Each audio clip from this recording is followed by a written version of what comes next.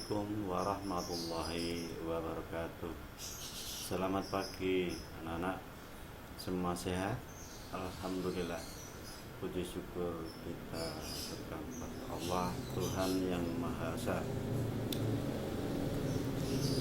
Oke, anak-anak sekalian, kita pasti masih ingat materi pembelajaran 3 kemarin tentang ciri-ciri makhluk hidup.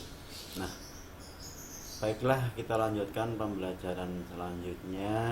Hari ini tema 1 pembelajaran 4, 5, dan 6. Oke, selainnya kita selalu awali belajar dengan berdoa. Jadi materi pertama adalah pelajaran bahasa Indonesia, masih terkait dengan kebutuhan hidup manusia, yaitu upaya menjaga kesehatan tubuh. Di antaranya adalah mengonsumsi makanan bergizi seimbang. Yang kedua, melakukan olahraga dan kegiatan-kegiatan yang lain. Nah, yang pertama tadi mengonsumsi makanan bergizi seimbang. Yang dimaksud di sini, tubuh manusia itu jelas membutuhkan zat-zat gizi yang banyak sekali macamnya. Nah, yang dimaksud seimbang itu berarti takaran yang dibutuhkan oleh tubuh kita itu harus sesuai. Kita mengambil salah satu contoh gizi saja, vitamin A. Nah, kebutuhan vitamin A kita umpamakan perharinya butuh 5 gram. Maka kita harus mengonsumsi juga vitamin A sebanyak 5 gram. Nah, kalau kekurangan tidak baik, demikian juga berlebihan itu juga tidak baik. Kemudian melakukan olahraga. Melakukan olahraga ini yang dimaksud adalah menggerakkan semua anggota tubuh, mulai dari kepala sampai ujung kaki. Dan perlu diingat, ini harus dilakukan dengan teratur dan rutin. Nah, ini bisa kamu ulas pada LKS tema 1 halaman 17, yaitu upaya menjaga kesehatan tubuh. Jadi nanti kalian diharapkan bisa menceritakan pengalaman pribadi untuk menjaga kesehatan. Nah, pengalaman pribadi maksudnya adalah hal-hal yang telah kamu alami, ya. Hal-hal yang pernah kamu alami atau kita alami, baik itu bersifat menyenangkan maupun bersifat menyedihkan. Tapi dalam hal ini materinya adalah upaya menjaga kesehatan tubuh. Jadi pengalaman-pengalamanmu melaksanakan hal-hal yang bersifat untuk menjaga kesehatan. Nah, oke, gimana? Bisa dipahami ya? Oke, kita lanjutkan mata pelajaran PKN. Tadi dalam mapel bahasa Indonesia dikatakan kita harus selalu menjaga kesehatan tubuh. Nah, kita ketahui bahwa kesehatan adalah karunia Allah, Tuhan yang Maha Esa. Maka seharusnya kita harus selalu bersyukur kepada Allah, Tuhan yang Maha Esa. Oke. Lalu yang kedua, hal itu kita laksanakan bagaimana? Nah, diantaranya kita harus selalu mengawali pekerjaan dengan berdoa. Demikian juga mengakhiri pekerjaan harus selalu dengan berdoa. Oke, kita lanjutkan pembelajaran 5, yaitu masih mapel pelajaran PKN. Masih tetap materinya yaitu menjaga kesehatan tubuh. Kita sudah sering mendengarkan pepatah bahwa kebersihan adalah pangkal kesehatan. Untuk menjaga kesehatan tubuh kita harus menjaga kebersihan. Nah, maksud di sini adalah untuk pepatah tadi, itu kalau kita uraikan, siapa yang mau sehat, nah itu harus menjaga kebersihan. yang harus kita pahami adalah kebersihan itu ada 3 hal, ya. Kebersihan diri, kebersihan pakaian, dan kebersihan lingkungan. Oke, jadi dipahami ya. Kebersihan diri maksudnya kebersihan tubuh kita, mulai dari ujung kaki sampai ujung kepala. Ya, semua panca indera itu harus dirawat, dijaga kesehatannya. Nah, itu kebersihan diri. Kebersihan pakaian. Nah, pakaian yang kita pakai sehari-hari, pakaian yang kita gunakan untuk bersekolah, pakaian yang kita gunakan untuk kegiatan-kegiatan yang lain, itu juga harus dijaga kebersihannya. Jadi yang namanya bersih itu tidak harus baru, ya. Perlu diingat, saya ulangi, bahwa kebersihan pakaian itu bukan berarti pakaiannya harus baru. Pakaian sudah lama tidak apa-apa, yang penting pakaiannya bersih. Oke? Berikutnya, untuk menjaga kesehatan tubuh kita harus menjaga kebersihan. Ya tadi sudah Pak Timan katakan. Untuk yang ketiga berarti kebersihan lingkungan. Jadi kebersihan lingkungan itu maksudnya adalah kebersihan di sekitar kita, baik di sekitar rumah kita maupun di sekitar sekolah kita. Sekitar sekolah kita mana? Sekitar rumah kita itu mana? Oh, berarti ya halaman depan, samping kanan rumah, samping kiri rumah, belakang rumah. Itu yang dimaksud lingkungan sekitar. Lalu bagaimana cara menjaga kebersihannya? Nah, kita mengambil contoh, ada sebuah rumah yang kebetulan sekali ada selokannya. Nah, selokan itu kan untuk air mengalir. Nah, kita tahu nyamuk itu bersarang pada air yang menggenang. Nah, dengan demikian supaya sehat bagaimana lingkungannya?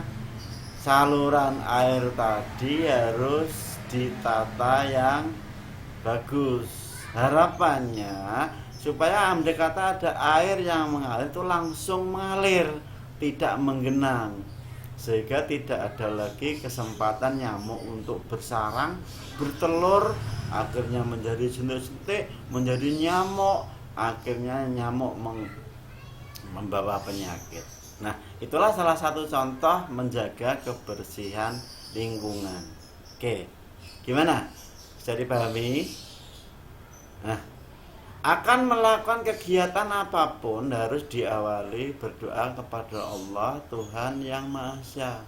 Ya, kita harus sadar kita manusia beragama. Jadi apapun yang kita lakukan itu sifatnya adalah usaha. Maka usaha apapun itu harus selalu diikuti atau dibarengi dengan berdoa, minta izin, minta ridho pada Allah, Tuhan yang Maha Esa. Jadi sering orang-orang pintar tuh mengatakan, dari kita diwajibkan berusaha, sedangkan yang memutuskan adalah Allah, Tuhan yang Maha Esa. Jadi ikhtiar baru tawakal. Oke, bisa dipahami? Ya, kita lanjutkan materi mata pelajaran matematika. Ya, tadi masih membahas tentang kebutuhan kita atau kebutuhan tubuh kita tentang makanan ya. Selain olahraga, untuk menjaga kesehatan adalah makan makanan bergizi seimbang. Nah, tadi tentang seimbang sudah Pak Katiman katakan. Jadi yang dibutuhkan tubuh itu harus sesuai. Tidak boleh kurang, tidak boleh lebih, itu yang dimaksud seimbang. Di antaranya adalah kebutuhan tubuh, yaitu vitamin A. Manfaatnya apa vitamin A? Manfaatnya adalah menjaga kesehatan mata. Nah, vitamin A itu terkandung di makanan apa saja? Di antaranya adalah wortel atau buah-buahan yang lain. Oke, kita lanjutkan melakukan operasi hitung penjumlahan ribuan. Ini kita kaitkan dengan tadi berapa miligram atau berapa gram kebutuhan vitamin tubuh kita. Nah, ini makanya kan kita harus menghitung. Nah, menghitung diantaranya kita harus berlatihan melakukan operasi hitung penjumlahan ribuan. Nah, penjumlahan kita ketahui ada dua jenis, yaitu cara mendatar dan cara susun. Namun sebelum kita mengerjakan atau kita melaksanakan tugas menghitung penjumlahan baik mendatar maupun atau susun, itu kita harus mengenal dulu nilai tempat. Nah, ini terutama untuk penjumlahan susun ya. Kita harus tahu tentang nilai tempat dan juga mengenal nilai bilangan.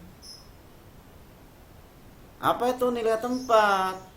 Apa itu nilai bilangan?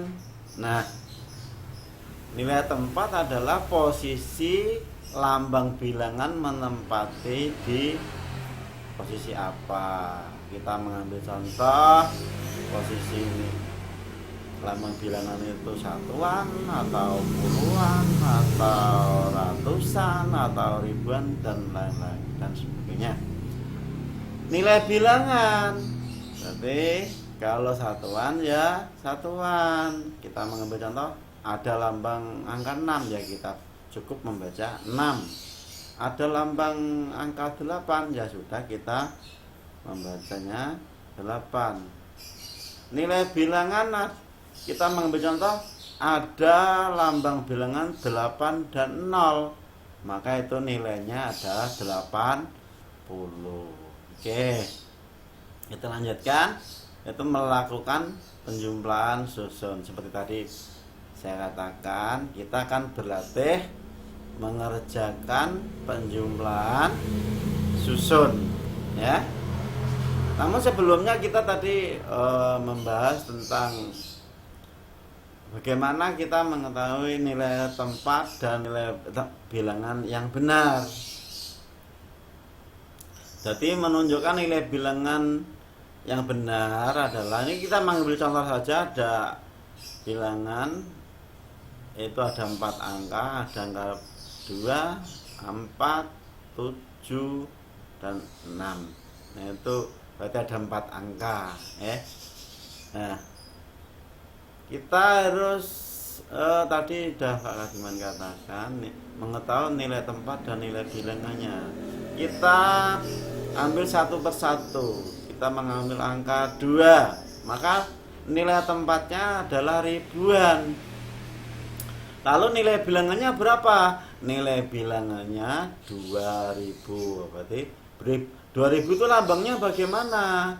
Lambangnya adalah 2 0 0 0. Kemudian angka 4. Angka 4 nilai tempatnya adalah ratusan. Nilai bilangannya berapa? Nilai bilangannya adalah 400. Lambangnya berarti 4 0 0. Kemudian angka 7, nilai tempatnya berapa?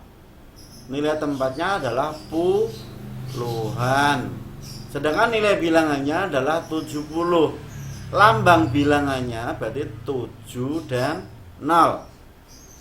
Kemudian terakhir angka nilai tempat 6 itu adalah satuan.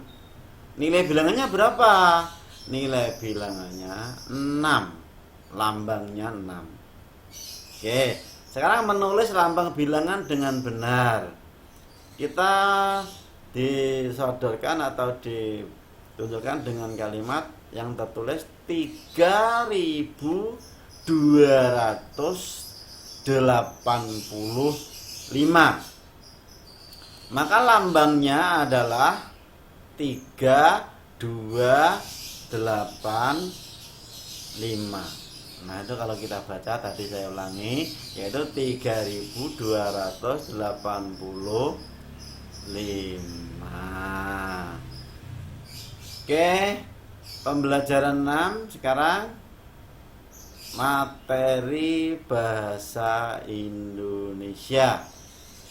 Yang pertama, kalian diharapkan menulis dengan memperhatikan penggunaan huruf kapital. Tentang apa? Tentang ciri-ciri makhluk hidup. Diharapkan juga kalian bisa menggunakan tanda baca titik dan koma dengan benar. Lalu apa yang kita tulis? Nah, kalian disodorkan atau diberi sebuah gambaran, yang itu sebuah gambar atau beberapa gambar. Nah, ini nanti Pak Katimat berusaha untuk menunjukkan kurang lebih ada 4 gambar. Gambarnya ini masih acak barangkali. Nah, tugas kalian tuh mengurutkan. Jadi gambar 1, gambar 2, gambar 3, gambar 4. Nah, setelah tersusun, maka kalian membuat deskripsi dari masing-masing gambar itu sehingga menjadi sebuah cerita. Jadi cerita itu tidak harus lewat tulisan, mungkin lewat TV, mungkin lewat sinetron, tapi lewat gambar pun bisa menjadi cerita. Nah, kalian juga harus bisa mempelajari hal seperti itu. Tujuannya apa? Supaya suatu ketika kehidupan di masyarakat mengetahui ada gambar-gambar tertentu yang kalian harus bisa menerjemahkan atau mengetahui isi dari gambar itu maksudnya, sehingga kalian disajikan gambar tapi kalian bisa menerjemahkan dalam bentuk tulisan. Jadi gambarnya mungkin ada 4 gambar atau 5 gambar atau 6 gambar, atau disusun, diurutkan, kemudian diceritakan, oh gambar yang satu kegiatannya apa, atau dilanjutkan gambar yang kedua, kegiatannya itu apa saja. Nah, sampai pada gambar terakhir toh ternyata membuat sebuah suatu cerita. Oke, berikutnya pembelajaran 6 yaitu mapel PKN. Sudah sering saya katakan bahwa kita harus selalu bersyukur pada Tuhan yang Maha Esa. Diharapkan kalian bisa mewujudkan rasa syukur itu. Jadi kamu wujudkan rasa syukurmu kepada Allah, Tuhan yang Maha Esa. Setelah bisa mewujudkan rasa syukurmu, coba kamu tuliskan bentuk syukurmu kepada Allah Tuhan yang Maha Esa itu bagaimana. Itu kamu tulis,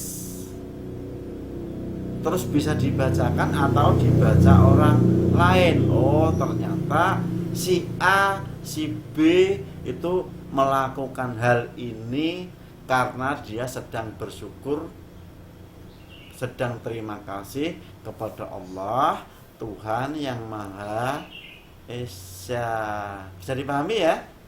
Oke, kita lanjutkan langsung ke mata pelajaran matematika.